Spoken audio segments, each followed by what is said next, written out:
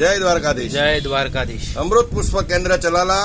અમૃત પુષ્પના સેવનથી ખૂબ સરસ રિઝલ્ટ આવ્યું છે. ભાઈ આવ્યા છે, એમની સાથે વાતચીત કરીએ. ભાઈ, કયું ગામ?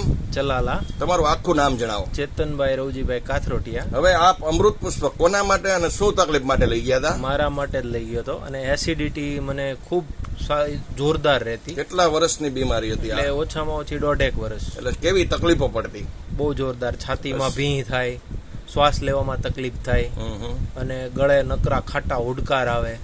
ખાવા પીવામાં કોઈ મજા નહીં. પાચન શક્તિ નબળી પડે. બરાબર.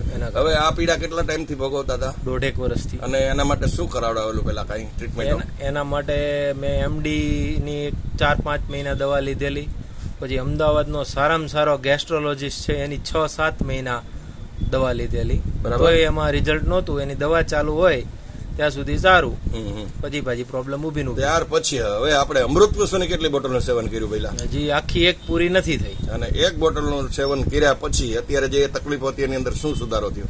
એનાથી અત્યારે એસિડિટી તો નહીવત થઈ ગઈ. એટલે ટૂંકમાં તમારું રિઝલ્ટ કહીએ તો કેટલું કહી શકાય? એટલે 90% આસપાસ. ક્યારેક પ્રોબ્લેમ થાય. ખાવા પીવામાં કોઈ પ્રશ્ન ખરો? હા, નહીં.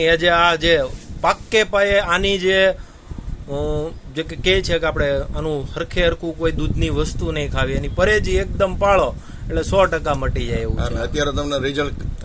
અત્યારે હું પૂરેપૂરી પરેજી પાળું છું અને અત્યારે રિઝલ્ટ સારામાં સારું છે. અને જે મારે દવા કાયમિકની 200-250 રૂપિયાની દવા થતી હતી આના ગેસ માટેની, એસિડિટી માટે, એ બંધ થઈ ગઈ. બધું ક્લિયર. તો કૃપા થઈ ગઈ ભગવાનની. તમારો ફોન નંબર જણાવો ભગવાન. 99-136-53-914. હવે આવી તકલીફ વાળા કોઈ લોકો તમારી આગળ અમૃત પુષ્પ વિશેની માહિતી માંગે તો પ્રેમથી જાણકારી આપજો. જય દ્વારકાધીશ.